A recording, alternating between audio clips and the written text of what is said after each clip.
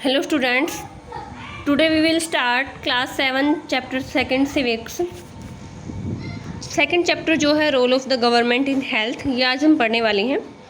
किसी भी democratic country के अंदर लोग जो है वो एक्सपेक्ट करते हैं अपनी गवर्नमेंट से कि वो उनके वेलफेयर के लिए काम करें, उनकी भलाई के लिए काम करें, और ये सब जो है सरकार के द्वारा किया भी जाना चाहिए, जैसे कि शिक्षा है, स्वास्थ्य है, रोज़गार देना है, एम्प्लॉयमेंट वगैरह प्रोवाइड करवाना है, या फिर जो है हाउसेज उनको प्रोवाइड कराने हैं, इलेक्ट्रिसिटी प्रोवाइड करानी है, इसके अलावा रोड्स को डेवलप करना है। ये सारे के सारे काम जो है किसी भी डेमोक्रेटिक गवर्नमेंट के द्वारा करवाए जाने चाहिए, ताकि वो सोशल वेलफेयर के लिए, जो समाज के भलाई के लिए वो काम कर सकें। तो इस तरीके से हम पढ़ने वाले हैं कि जो गवर्नमेंट है उसका हेल्थ फैसिलिटीज़ में क्या कंट्रीब्यूशन है, किस तरीके से जो गवर्नमेंट है वो हेल्थ से रिलेटेड जो भी डिसीजन होते हैं वो लेती है और उसमें लोगों की हेल्प करती है। What is health? सबसे पहले हम बात करेंगे हेल्थ है क्या। देखिए, हेल्थ का मतलब क्या होता है कि हमारे अंदर जो एबिलिटी है वो इस तरीके की होनी चाहिए कि हम जो है इलनेस, जो बीमारियां हमारे अंदर हैं उनसे लड़ सकें, हम जो है बीमार ना हो या फिर इंजर ना हो, कोई भी घाव, कोई भी चोट जो है वो हमें अगर लगती है तो उसका ट्रीटमेंट हमारे पास होना चाहिए। ठीक है, तो हमें जो है एक तरीके से हेल्दी रहना हमारे लिए जो है बहुत ही ज़रूरी है। किसी भी समाज के डेमोक्रेटिक कंट्री के अंदर समाज के कल्याण के लिए, वेलफेयर के लिए गवर्नमेंट का ये फ़र्ज बनता है कि वो वहाँ पर रहने वाले जो सिटीज़न हैं, जो रहने वाले नागरिक वहाँ के हैं, उनकी केयर की जाए। लेकिन ये जो स्वास्थ्य है, हेल्थ की जो हम बात कर रहे हैं, वो सिर्फ बीमारियों से रिलेटेड ही नहीं है। इसमें जो है आप बहुत सारी चीज़ें देख सकते हैं, जैसे कि हमने अभी पिक्चर देखी थी, ये जो पिक्चर है इसमें आप अच्छे तरीके से देख सकते हैं जो बीमारियां हैं उनसे हम कब दूर रह सकते हैं, जब हमारे आसपास क्या होगा, साफ़ सफाई होगी। सैनिटेशन का हमें काफ़ी अच्छे तरीके से ध्यान रखना पड़ेगा। जो पीने का पानी है वो भी हमारे लिए क्या होना चाहिए, साफ़ होना चाहिए, तभी हम बीमारियों से बच सकते हैं। इसके अलावा अगर हम बीमार हो भी जाते हैं तो हमारे पास हेल्थ फैसिलिटीज़ होनी चाहिए, जैसे कि एम्बुलेंस वगैरह प्रोवाइड करवाई जानी चाहिए। जो पब्लिक हेल्थ सेंटर्स हैं, पीएचसी हैं, वो जो है आसपास के एरियाज़ में होनी चाहिए। तो ये जो चीज़ें हैं ये भी अपना इफेक्ट डालती हैं, इसलिए ज़रूरी है कि लोगों को एक पोल्यूशन फ्री एनवायरनमेंट मिले, क्लीन ड्रिंकिंग वाटर उनको मिले, पीने के लिए साफ़ पानी मिले, और लोगों को जो है भरपेट भोजन मिले। यानी कि ऐसा नहीं है कि वो भूखे रहें, अगर वो भूखे रहेंगे तो हेल्दी कैसे रह सकते हैं। तो इस तरीके से जो कुछ ऐसी कंडीशंस हैं वो कंप्लीट होनी चाहिए, तभी जो है एक हेल्दी, एक स्वस्थ लाइफ जो है वो जी सकते हैं हम। इसके अलावा अगर हम बात करते हैं अपने अंदर एबिलिटी की, हमारे अंदर जो हेल्थ डिजीज़ होती हैं, जो बीमारियां होती हैं, उनसे लड़ने की जो हम इम्यूनिटी बनाते हैं वो कैसे आती है, वो सारी चीज़ें डिपेंड करती है कि हम किस तरीके के एनवायरनमेंट में रहते हैं, किस तरीके की चीज़ें जो है वो हमारे खाने पीने में शामिल हैं। हम फ्रेश वाटर यानी कि प्योर वाटर पी रहे हैं, या फिर जो है हमारा पीने का पानी ही साफ़ नहीं है। तो इस तरीके की चीज़ें जो हैं वो अपना इफेक्ट डालती हैं। हेल्थ केयर इन इंडिया, अगर इंडिया में स्वास्थ्य सेवाओं की हम बात करते हैं तो यहाँ पर एक टेबल आपको दिख रही होगी। इस टेबल के अंदर दिखा रखा है कि वर्ल्ड में जितने भी जो मेडिकल कॉलेजेस हैं पूरे वर्ल्ड में, वहाँ पर सबसे ज़्यादा डॉक्टर जो हैं वो कहाँ पर होते हैं, इंडिया के अंदर उनका प्रोडक्शन होता है। यानी कि सबसे ज़्यादा डॉक्टर कहाँ पर बनते हैं, इंडिया में बनते हैं। यहाँ पर जो है हर साल लगभग 30,000 नए डॉक्टर जो है क्वालिफाई करते हैं, योग्यता अपनी जो है प्राप्त कर लेते हैं। तो देखिए, लगभग अप्रोक्सीमेटली मोर देन 30,000, 30,000 से भी ज़्यादा डॉक्टर हर साल जो है इंडिया के अंदर बनते हैं। और इसके अलावा जो इंडिया के अंदर हेल्थ फैसिलिटीज़ हैं उनमें भी काफ़ी बढ़ोतरी हुई है, काफ़ी बढ़ चुकी हैं। अगर हम बात करते हैं 1950 की, तो 1950 में केवल 2,717 जो है यहाँ पर हॉस्पिटल होते थे इंडिया के अंदर। लेकिन अगर बात करें 1991 की, 1991 की अगर बात करते हैं तो ये 11,174 हॉस्पिटल इंडिया के अंदर हो गए थे, बढ़कर 2017 में। ठीक है, अभी देखिए 2017 में क्या हुआ, और भी ज़्यादा बढ़ गए, और कितने हो गए, 23,583। तो इस तरीके से जो डाटा है ये हम कंपेयर करते हैं तो क्या देख रहे हैं कि बहुत ज़्यादा इम्प्रूवमेंट हुआ है, बहुत ज़्यादा हॉस्पिटल्स जो है इंडिया के अंदर बन गए हैं। इसके बाद अगर बात करते हैं कि जो विदेशी जो टूरिस्टर जो होते हैं, जो मेडिकल टूरिस्टर्स होते हैं, वो इंडिया में बहुत ज़्यादा आते हैं दूसरे देशों से। और वो कुछ ऐसे भी लोग होते हैं जो भारत में अपना ट्रीटमेंट कराने के लिए आते हैं, और बहुत सारे ऐसे भी लोग वहाँ से आते हैं जो एक डॉक्टर के रूप में यहाँ पर काम करते हैं। इसके अलावा अगर बात करते हैं पूरे वर्ल्ड में जो इंडिया है, वो दवाई बनाने वाला, जो मेडिसिन्स हैं वो प्रोड्यूस करने वाला तीसरा सबसे जो है बड़ा देश है। यहाँ पर जो एक्सपोर्ट किया जाता है मेडिसिन्स का वो भी बहुत ज़्यादा मात्रा में किया जाता है। तो देखिए इंडिया के अंदर जो हेल्थ फैसिलिटीज़ हैं उनकी अगर बात करें तो काफ़ी अच्छी हो सकती हैं, क्योंकि यहाँ पर देखिए सबसे ज़्यादा डॉक्टर्स प्रोड्यूस होते हैं, सबसे ज़्यादा यहाँ पर जो हॉस्पिटल्स हैं वो लगातार बढ़ रहे हैं। और अगर बात करते हैं मेडिसिन्स के एक्सपोर्ट इंपोर्ट की, तो वो भी हम क्या करते हैं, बहुत ज़्यादा एक्सपोर्ट कर रहे हैं मेडिसिन्स का, बहुत ज़्यादा दूसरे देशों को निर्यात कर रहे हैं। इसका मतलब यहाँ पर काफ़ी बन रही हैं जो मेडिसिन्स हैं वो हमारे पास पर्याप्त मात्रा में, ऐसा नहीं है कि हमारे यहाँ पे उनकी कमी है। इसके अलावा अगर बात करते हैं भारत के जो डॉक्टर हैं वो कहाँ पर ज़्यादा रहते हैं, तो वो अर्बन एरियाज़ में ज़्यादा रहते हैं। इसलिए जो रूरल एरियाज़ में, ग्रामीण क्षेत्र में रहने वाले जो लोग हैं उनको काफ़ी ट्रैवल करना पड़ता है लॉन्ग डिस्टेंसेस को, क्योंकि जब वो काफ़ी डॉक्टर तक पहुंचना उनको होता है तो उनको काफ़ी दूर चलकर जाना पड़ता है, क्योंकि हर एक गांव में डॉक्टर जो है नहीं हो सकते। जो हॉस्पिटल्स वगैरह हैं वो ज़्यादातर बड़े बड़े शहरों में ही होते हैं, इसलिए यहाँ पर जो ग्रामीण क्षेत्र हैं, जो रूरल एरियाज़ हैं, वहाँ पर इसकी कमी है। इसके अलावा अगर बात करते हैं टीबी की, तो भारत में लगभग 5 लाख लोग जो है हर साल टीबी की वजह से उनकी डेथ हो जाती है। हमारे देश को आज़ाद होने के बाद से लेकर अब तक अगर बात करते हैं तो ये जो काउंटिंग है, ये जो संख्या है, इसमें कोई भी चेंजेस नहीं आए हैं, यानी कि उस टाइम पे भी इतनी थी और अब भी जो है इतनी ही है। ये संख्या जो है कम नहीं हो रही है। और हर साल मलेरिया से भी लगभग 20 लाख लोग जो हैं उनकी डेथ हो जाती है।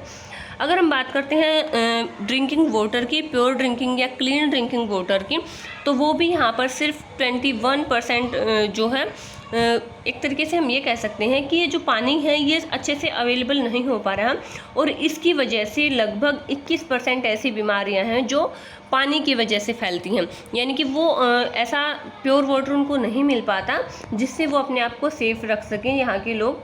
तो कुछ इस तरीके की जो डिजीज़ होती हैं, जो कम्युनिबल डिजीज़ होती हैं, जो एक से दूसरे के अंदर फैल सकती हैं, वो लगभग कहाँ से होती हैं, पानी की वजह से होती हैं। इसमें जैसे आप कह सकते हैं हैजा होता है, या फिर जो वॉर्म्स होते हैं, या फिर जो है डायरिया होता है, इस तरीके की जो बीमारियां हैं वो किसकी वजह से हो रही हैं, ये सब पानी की वजह से हो रही हैं, ठीक है, हेपेटाइटिस वगैरह है। और भारत के अंदर जो बच्चे हैं उनको भी खाने के लिए अच्छा भोजन नहीं अवेलेबल हो पाता है, और इसकी वजह से वो भी किसके शिकार हो रहे हैं, अल्प पोषण का, यानी कि उनका अच्छे तरीके से विकास नहीं हो पा रहा है। तो ये जो बीमारियां हैं इन सब से हमें बचाव के लिए, इनके ट्रीटमेंट के लिए क्या करना चाहिए, जो गवर्नमेंट है उसको जो भी हेल्थ सेंटर्स होते हैं वो प्रोवाइड कराने चाहिए, मेडिकल होने चाहिए, या फिर इसके अलावा लेबोरेटरी जो है वो होनी चाहिए, ब्लड बैंक होने चाहिए, एम्बुलेंस सर्विसेज जो है वो प्रोवाइड करवाई जानी चाहिए नागरिकों को। तो ये सारी चीज़ें जब हमारी गवर्नमेंट प्रोवाइड कराएगी तभी हम जो है इन बीमारियों से बच सकते हैं।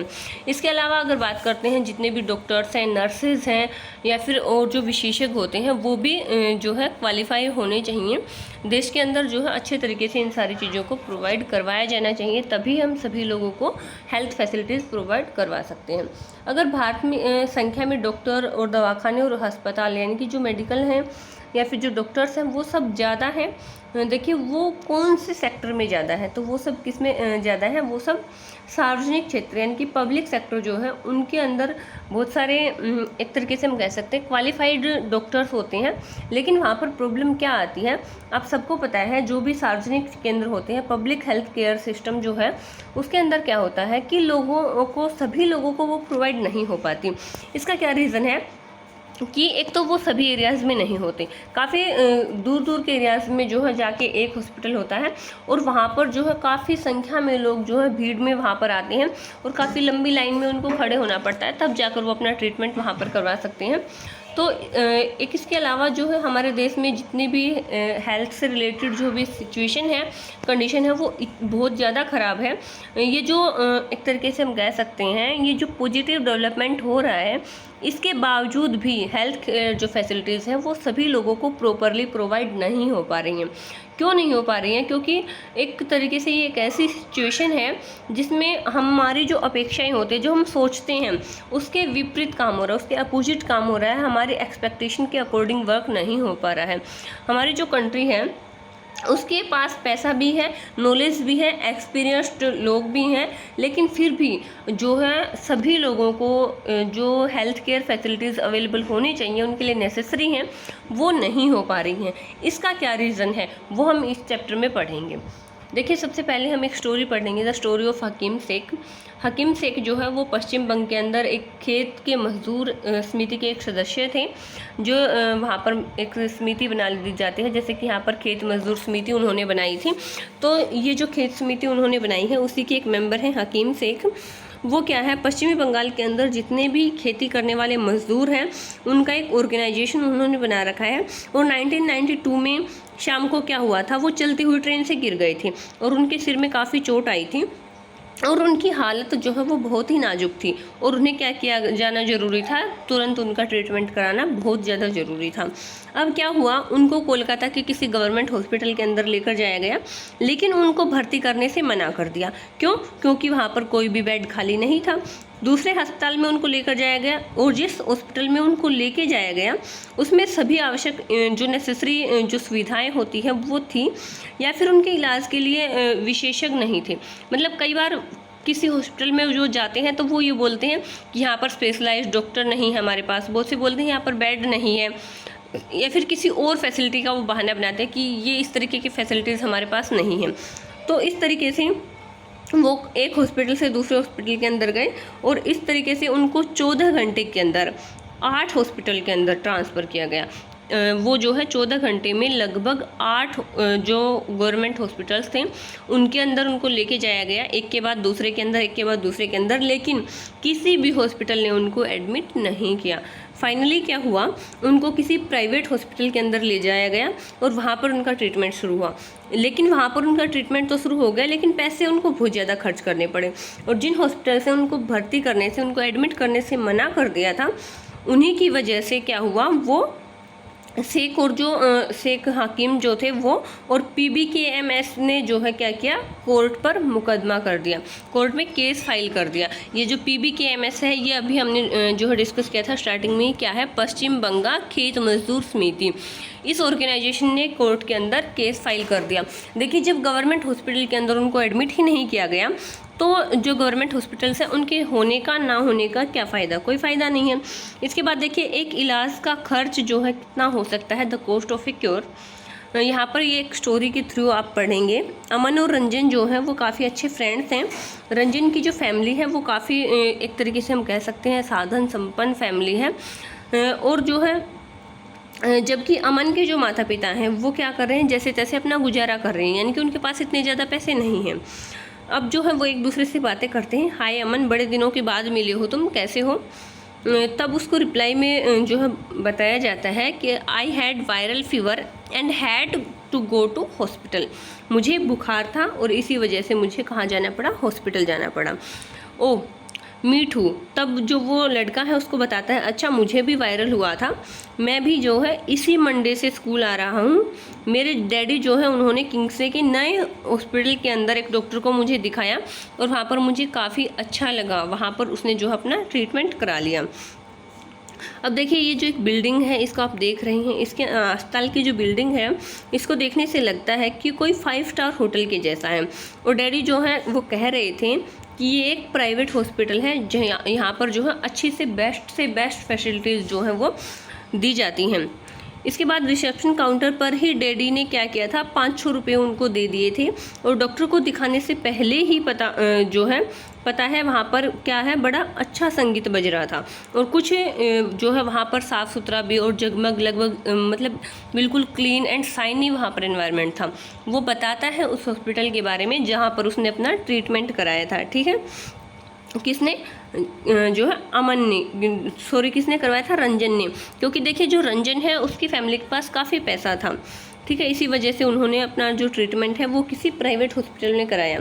अब वो आगे बताता है कि डॉक्टर ने मुझे बहुत सारे टेस्ट कराने को कहा था, लेकिन क्या था कि वहाँ पर जो है सब लोग मुझसे अपने फ्रेंड की तरह बातें कर रहे थे, काफ़ी फ्रेंडली उनका बिहेवियर था।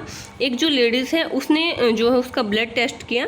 जब वो ब्लड टेस्ट कर रही थी तो उसने उसके साथ काफ़ी जोक्स उसको सुनाए और काफ़ी अच्छे तरीके से उससे बातें की, जिससे उसको पेन नहीं हुआ और जो इंजेक्शन वगैरह उसको लगे थे उनका उसको फील भी नहीं हुआ।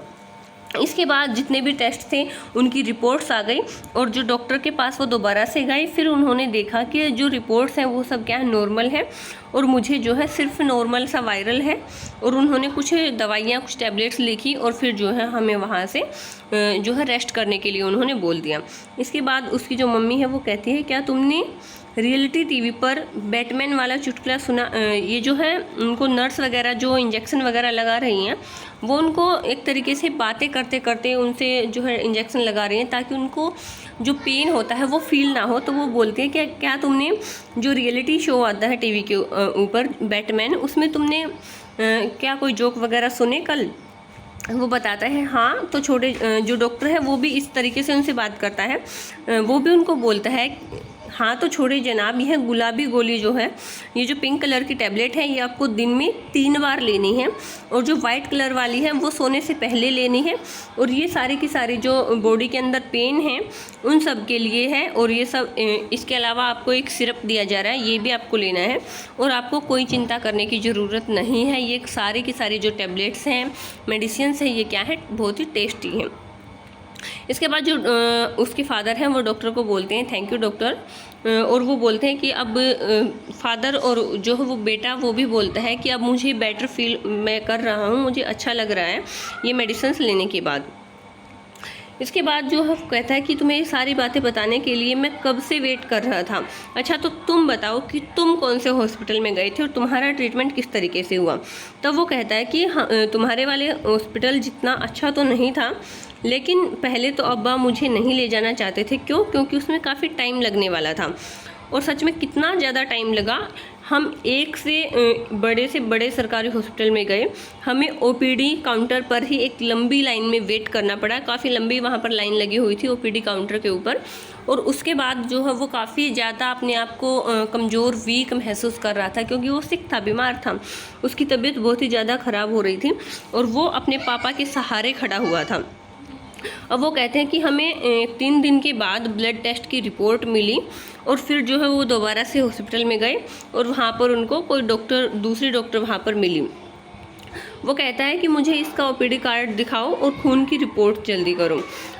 जो डॉक्टर है वो बोलती है कि मुझे जल्दी से इसका ओपीडी कार्ड दिखाओ और इसकी जो ब्लड रिपोर्ट्स है वो भी दिखाओ।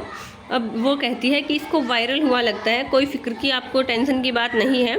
बुखार उतारने की ये कुछ टैबलेट्स मैं आपको दे देती हूँ, बस यही इसको देनी है और इससे ज़्यादा कुछ नहीं। तब वो कहता है कि मेरा जो हॉस्पिटल था वो बहुत ही बढ़िया था, उन्होंने मुझे बहुत सारी मेडिसिन्स दी और मेरे इलाज में बहुत ज़्यादा खर्चा हो गया। लेकिन जो लड़का है दूसरा वो बताता है कि नहीं, मेरे इलाज में तो इतना ज़्यादा कोई पैसा नहीं खर्च हुआ। देखिए अब ये जो स्टोरी आपने पढ़ी, दोनों में क्या डिफरेंस है। देखिए एक ने प्राइवेट हॉस्पिटल में अपना ट्रीटमेंट कराया और दूसरे ने पब्लिक जो एक तरीके से हॉस्पिटल्स होते हैं उनके अंदर अपना ट्रीटमेंट कराया। इसके बाद बात आती है public and private health care services की। देखिए हमने एक एग्जांपल, एक छोटी सी स्टोरी तो public and private health service की पढ़ ही ली है।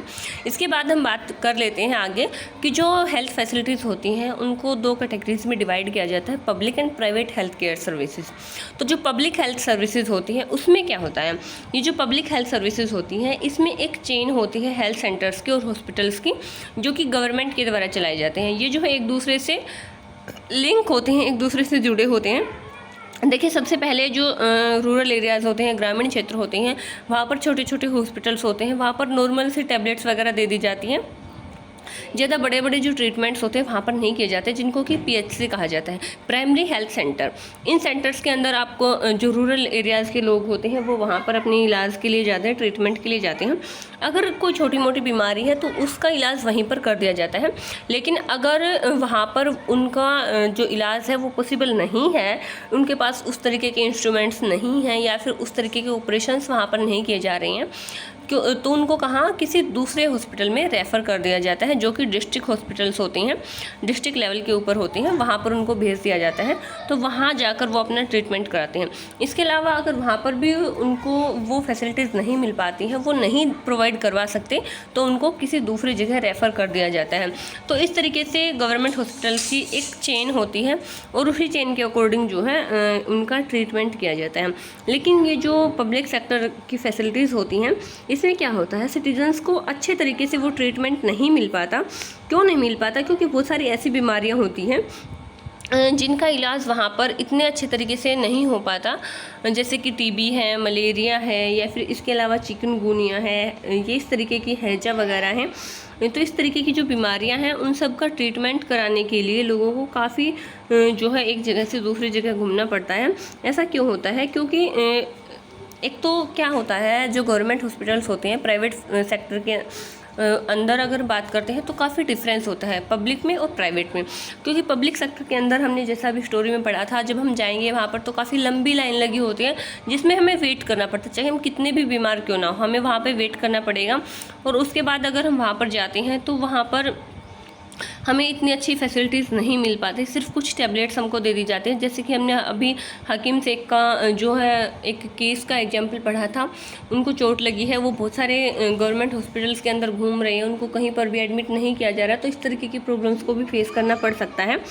लेकिन हमारा जो कॉन्स्टिट्यूशन है उसके अकॉर्डिंग क्या है कि हमारी पहली ड्यूटी होती है, प्राइवेट जो प्राइमरी ड्यूटी हमारी जो होती है वो क्या होती है गवर्नमेंट की, कि वहाँ के लोगों को हेल्थ केयर फैसिलिटीज़ प्रोवाइड कराना। लेकिन जो गवर्नमेंट है वो इनको जो है कंप्लीट कर पाती है या नहीं कर पाती है, ये उसके ऊपर डिपेंड करता है। हमारा जो कोर्ट है उसने भी कहा है कि जो पब्लिक हेल्थ फैसिलिटीज़ हैं वो सभी को प्रोवाइड होनी चाहिए। अगर हॉस्पिटल से इस तरीके की जो फैसिलिटीज़ हैं वो टाइम पे प्रोवाइड नहीं करा पाता है तो इसका मतलब क्या है कि वो कॉन्स्टिट्यूशन को फॉलो नहीं कर रहा है, वो अपने देश की सुरक्षा, अपने देश के लोगों को प्रोटेक्शन नहीं दे पा रहा है।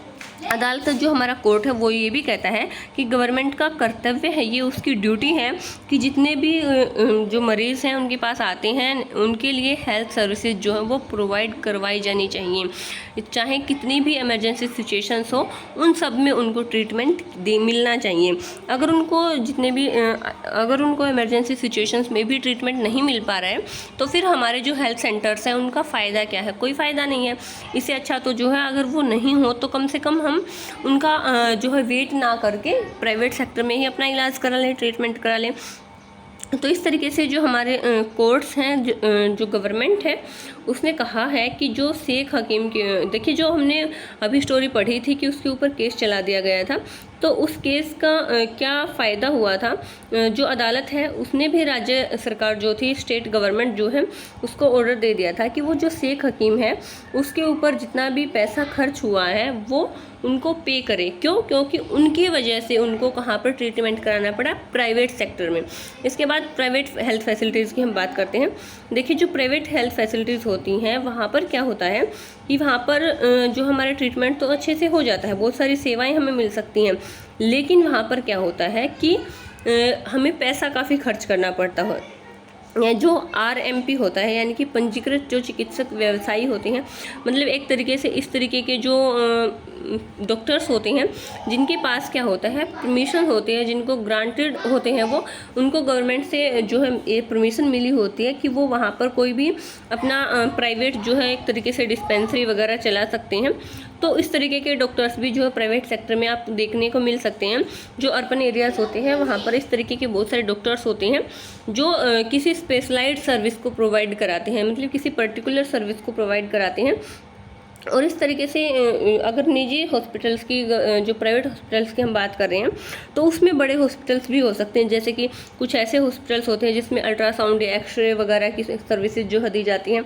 इसके अलावा कुछ शॉप भी होते हैं जहाँ से हम सिर्फ दवाइयाँ ही खरीद सकते हैं, मेडिसिन ही खरीद सकते हैं। तो इस तरीके से ये जो इनके नाम हैं इनसे ही पता चलता है कि किस तरीके की सर्विसेज जो है ये प्रोवाइड करा सकते हैं। आप देखिए ये जो प्राइवेट हेल्थ फैसिलिटीज़ होती हैं ये क्या है, सिर्फ प्राइवेट सेक्टर के द्वारा प्रोवाइड कराई जाती है, इनके ऊपर गवर्नमेंट का कोई कंट्रोल नहीं होता, जो जैसे कि पब्लिक हेल्थ सर्विसेज के ऊपर होता है। इस तरीके से इनके ऊपर गवर्नमेंट का कोई भी अधिकार नहीं होता। अगर हम बात करते हैं प्राइवेट हॉस्पिटल्स की, प्राइवेट सेक्टर में, तो वहाँ पर देखिए हमें आसपास काफ़ी मिल जाएंगे, लेकिन वहाँ पर प्रॉब्लम क्या होती है, हमें फैसिलिटीज़ तो मिल जाएंगी लेकिन उनके लिए क्या करना पड़ेगा, पैसा खर्च करना पड़ता है। तो इस तरीके से जिन लोगों के पास पैसा है वहीं प्राइवेट हॉस्पिटल्स में अपना ट्रीटमेंट अच्छे से करा सकते हैं। इसके बाद बात आती है हेल्थ केयर एंड इक्वलिटी की। Is adequate health care available to all, क्या हमारे देश में सभी के लिए पर्याप्त स्वास्थ्य सेवाएं उपलब्ध हैं या फिर नहीं हैं। देखिए, अगर हम इंडिया में की बात करते हैं तो इंडिया में अभी लोगों को एक ऐसी सिचुएशन का सामना करना पड़ रहा है जहाँ पर जो प्राइवेट फैसिलिटीज़ हैं वो बढ़ रही हैं, लेकिन गवर्नमेंट फैसिलिटीज़ नहीं बढ़ रही, जो पब्लिक सर्विसेज हैं वो नहीं बढ़ रही। ऐसे में लगता है कि जो एक तरीके से प्राइवेट सेक्टर की जो सर्विसेज हैं वहीं ज़्यादा है, अर्बन एरियाज़ में भी वहीं कंसंट्रेटेड है, लेकिन वहाँ पर क्या करना पड़ता है, हमें काफ़ी पैसा खर्च करना पड़ता है पब्लिक सेक्टर्स के कंपैरिजन में। ये काफ़ी एक्सपेंसिव होती हैं। बहुत सारे लोग तो ऐसे भी होते हैं जो इसको अफोर्ड नहीं कर पाते, फिर उनको क्या करना पड़ता है, मनी बोरो करना पड़ता है, उधार लेना पड़ता है। क्यों? क्योंकि जो बीमारी है फैमिली के अंदर किसी भी मेंबर के अंदर, उसका ट्रीटमेंट तो ज़रूरी है। तो इसलिए बहुत सारे ऐसे लोग होते हैं जिनके पास पैसा ना होने के बावजूद भी उनको कहीं से पैसा उधार लेकर अपने फैमिली मेम्बर्स का जो है ट्रीटमेंट कराना पड़ता है। इसके अलावा अगर बात करते हैं जो पब्लिक सेक्टर है उसमें देखिए, लगभग जो पॉपुलेशन है उसमें से जो 20% पॉपुलेशन है वही ऐसी है जो कि एक तरीके से इस तरीके की जो समस्याएं हैं उनको निपटने के लिए रेडी है। बहुत सारे ऐसे लोग हैं जिनके पास पैसा नहीं है और वो क्या करते हैं, अपना जो है पैसा उधार लेकर अपना और अपनी फैमिली मेम्बर्स का एक तरीके से इलाज कराते हैं। इसके अलावा अगर हम बात करते हैं उन लोगों की जो गरीब हैं, तो वो कैसे हैं, वो तो एक तरीके से बहुत सारे लोग ऐसे भी होते हैं जो इतने ज़्यादा गरीब हैं कि वो पैसा उधार लेकर भी ट्रीटमेंट नहीं करा सकते। उनको क्या करना पड़ता है, चाहे कितने भी इलनेस हो, उन सबको क्या करना पड़ता है, पब्लिक सेक्टर्स के अंदर ही जो पब्लिक हॉस्पिटल्स होते हैं वहीं पर उनको जो है अपना ट्रीटमेंट कराना पड़ता है। एक तरीके से जो एक अध्ययन किया गया था, एक रिसर्च की गई थी, उसके अकॉर्डिंग भी पता चलता है कि जो लोग हॉस्पिटल में अपनी किसी बीमारी या फिर चोट लगने के कारण एडमिट होते हैं, उनमें से 40% लोग ऐसे हैं जो अपने खर्चे का भुगतान करने के लिए क्या करते हैं, पैसा उधार लेते हैं। यानी कि उनके पास पैसा नहीं होता। 40% लोग ऐसे होते हैं जिसको अपनी बीमारी का इलाज करने के लिए पैसे कहीं ना कहीं से उधार लेने पड़ते हैं। इसके लिए जो गरीब लोग हैं वो अपने परिवार का इलाज कराने के लिए क्या करते हैं, कई बार जो है एक तरीके की जो एंजाइटी या फिर जो डिस्ट्रेस होता है, काफ़ी चिंता और मुसीबत जो है उनको फेस करनी पड़ती है। क्यों? क्योंकि उनको ट्रीटमेंट कराना ज़रूरी है, पैसा उनके पास होता नहीं, तो इस वजह से उनके जो है काफ़ी तनाव में उनको जीना पड़ता है, काफ़ी स्ट्रेस का उनको सामना करना पड़ता है। अब देखिए, जो गरीब लोग होते हैं उनके साथ एक तो प्रॉब्लम ये होती है कि वो पहले से ही इस तरीके से उनका पालन पोषण किया जाता है बच्चों का, कि वो जो है जितना उनको भोजन मिलता है वो उतना ही खाते हैं। ऐसा नहीं है कि उनको अलग अलग तरीके की वेजिटेबल्स, फ्रूट्स, ये सारी चीज़ें उनके खाने में जो है शामिल हों। उनको सिर्फ जितना वो अपना गुजारा कर सकते हैं उतना ही मुश्किल से कमाते हैं, ठीक है। तो ऐसे सिचुएशन में उनके अंदर जो बॉडी की इम्यूनिटी होती है वो इतनी ज़्यादा अच्छी नहीं होती कि वो जितनी भी बीमारियां उनके सामने आए उनको फेस कर सकें। कई बार तो ऐसा होता है कि उनको पीने का प्योर वाटर भी नहीं अच्छे से मिल पाता, ना ही एक तरीके से उनके आसपास का जो एरिया होता है वहाँ पर साफ़ सफाई, सैनिटेशन का ध्यान रखा जाता। ऐसे ही जो है गंदी झुग्गी झोपड़ियों में कई बार लोगों को रहना पड़ता है, तो उनके आसपास अगर साफ़ सफाई नहीं है या फिर उनको अच्छा प्योर ड्रिंकिंग वाटर नहीं मिल पा रहा है, तो ऐसे सिचुएशन में उनको काफ़ी पैसा अपनी बीमारियों के ऊपर खर्च करना पड़ता है, क्योंकि वहाँ पर बीमार पड़ने की संभावना, जो पॉसिबिलिटीज़ होती हैं वो उनके सामने ज़्यादा हो जाती हैं।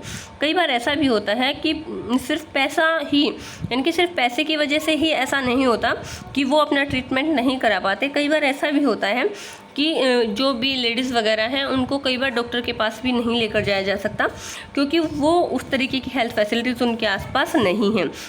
यहाँ पर हम केरल का एक एक्सपीरियंस पढ़ते हैं कि किस तरीके से जो केरला है वहाँ पर एक केस हुआ था और उसमें किस तरीके से उनको हेल्थ फैसिलिटीज़ प्रोवाइड कराई गई, उनको हेल्थ फैसिलिटीज़ मिल पाई या नहीं मिल पाई। अभी देखिए केरला में क्या हुआ था 1996 में। जो केरल की गवर्नमेंट है, केरला गवर्नमेंट ने कुछ इम्पोर्टेंट डिसीजंस लिए थे, कुछ मेजर चेंजेस किए थे। वो क्या था, उसमें 40% जो बजट होता था पूरे राज्य का, उसको किसको सौंप दिया गया था, ग्राम पंचायतों को सौंप दिया गया था। अब जो ग्राम पंचायतें, उनको क्या करना था, उसको एक तरीके से मैनेज करके सारे जितने भी रिक्वायरमेंट्स हैं उनके सिटीजन्स की, उनको पूरा करना था। लेकिन इस 40% जो ग्राम पंचायतें हैं उनको देने के बावजूद भी बजट का टोटल 40% ये सारी जो रिक्वायरमेंट्स हैं वो कंप्लीट नहीं हो पाई थी। क्या रीज़न था? देखिए उन्होंने क्या किया था कि जो जितने भी विलेजेस के अंदर ड्रिंकिंग वाटर है या फिर आहार उनका जो भी उनको फूड प्रोवाइड कराया जाना चाहिए था, या फिर वुमेंस डेवलपमेंट है या फिर एजुकेशन है, उन सब के लिए एक प्लानिंग करनी थी, प्रॉपर प्लानिंग करनी थी, और उसी प्रॉपर प्लानिंग के साथ वो सारे डिसीजन उनको लेने थे। यानी कि वहाँ पर एक ऐसी स्कीम होगी जिसमें वाटर सप्लाई को चेक किया जाएगा, जो स्कूल्स हैं उनकी वर्किंग को भी चेक किया जाएगा कि किस तरीके से वो वर्क कर रहे हैं नहीं कर रहे हैं। आंगनवाड़ी जो है उनके लिए भी उनका एक स्पेसिफिक जो प्रॉब्लम्स है उनको जो है देखा जाएगा कि कौन कौन सी प्रॉब्लम्स उनके सामने आ रही है, और उनका जो वर्क है उसको इंश्योर किया जाना चाहिए, सुनिश्चित कर दिया जाना चाहिए कि किस तरीके की अगर समस्याएँ बनती हैं तो किस तरीके के काम वहाँ पर किए जाने चाहिए। इसके लिए उनको काफ़ी पैसा भी दिया गया, लेकिन इन सब के बावजूद भी कुछ प्रॉब्लम्स वहाँ पर फिर भी बनी रही, जैसे कि वहाँ पर दवाइयाँ जो है वो नहीं अवेलेबल हो पाती थी, मेडिसिन्स की शॉर्टेज वहाँ पर रही। इसके अलावा जो हॉस्पिटल्स हैं उनके अंदर बेड्स का ना होना, या फिर इसके अलावा जो है डॉक्टर वहाँ पर अवेलेबल ना हो पाना, इस तरीके की प्रॉब्लम्स को फिर भी वहाँ पर फेस करना पड़ा था लोगों को। अगर इसके कंपैरिजन में हम बात करते हैं जो कोस्टा रिका है उसके अप्रोच की, तो जो कोस्टा रिकन अप्रोच है वो क्या थी, इसमें क्या था, ये जो कोस्टा रिका है मध्य जो अमेरिका है, जो मिडिल एक तरीके से सेंट्रल अमेरिका है उसका एक पार्ट है। वहाँ पर क्या किया गया था, देखिए वहाँ जो कॉन्स्टिट्यूशन है उनका उसी के अंदर उस चीज़ को जो है ऐड कर दिया गया था काफ़ी सालों पहले। तो वहाँ पर एक बहुत ही इम्पोर्टेंट डिसीज़न लिया गया था, और वो डिसीज़न क्या था कि वो आर्मी नहीं रखेंगे, यानी कि उनके पास कोई सेना नहीं होगी देश में काम करने के लिए, और जितना पैसा वो आर्मी के ऊपर यानी कि सेना के ऊपर खर्च करने वाले थे वो पैसा वो कहाँ पर खर्च करेंगे, अपने जो सिटीजन्स हैं, जितने भी नागरिक देश के उनके हैं, उनकी जो एजुकेशन है, हेल्थ फैसिलिटीज़ हैं, या फिर और जो भी बेसिक नीड्स हैं उनको पूरा करने के लिए उन पैसों को वो खर्च करेंगे। और क्योंकि वहाँ की जो गवर्नमेंट है वो ये मानती है कि देश के लोगों का सबसे पहले हेल्दी होना, स्वस्थ होना ज़रूरी है, बाकी सारी चीज़ें जो है वो बाद में आती हैं। तो इसी तरीके से जो कोस्टा रिकन गवर्नमेंट है उसने अपने सिटीजन्स को बहुत सारी हेल्थ फैसिलिटीज़ उनको प्रोवाइड कराई, जैसे कि प्योर ड्रिंकिंग वाटर है, सैनिटेशन है, या फिर जो है हाउसेज़ हैं, ये सारी चीज़ें जो है उनको प्रोवाइड कराई जाने लगी, और उसकी वजह से वहाँ के लोग जो हैं वो हेल्दी हैं। और वहाँ पर जो एक तरीके से हम कह सकते हैं जो नॉलेज है उनके पास हेल्थ से रिलेटेड वो भी काफ़ी है, क्योंकि उनकी जो एजुकेशन है, जो शिक्षा है, उसका एक इम्पोर्टेंट पार्ट बना दिया गया है हेल्थ की जो एजुकेशन है उसको। तो वहाँ पर लोगों को हेल्थ के रिगार्डिंग एजुकेशन दी जा रही है, वो अपनी केयर जो है अच्छे से रख रहे हैं, जिसकी वजह से वहाँ के लोग कम बीमार हो रहे हैं। और इसके अलावा उनको जो भी फैसिलिटीज़ हैं, जैसे कि प्योर सेफ़ ड्रिंकिंग वाटर उनको मिल रहा है, तो इसकी वजह से डिजीज़ जो है कम होंगी, बीमारियाँ पहले ही कम हो जाएंगी। सैनिटेशन का, साफ़ सफाई का अच्छे से ध्यान रखा जा रहा है, जिसकी वजह से क्या होगा, बीमारियां पहले ही कम हो जाएंगी। तो उनका ट्रीटमेंट तो बाद की बात होती है, अगर बीमारियों को बढ़ने से ही रोक दिया जाए तो हमें जो है हेल्थ फैसिलिटीज़ के ऊपर इतना ज़्यादा पैसा खर्च नहीं करना पड़ता। तो यहाँ पर हमने दो एग्जाम्पल्स पढ़े, दोनों को कंपेयर किया, तो वहाँ का जो एक तरीके से उनकी गवर्नमेंट के द्वारा जो डिसीज़न लिया गया था वो सक्सेसफुल रहा। यहाँ पर हमारा चैप्टर जो है वो कंप्लीट होता है। हमने पढ़ा कि गवर्नमेंट का क्या रोल होता है हेल्थ फैसिलिटीज़ के अंदर।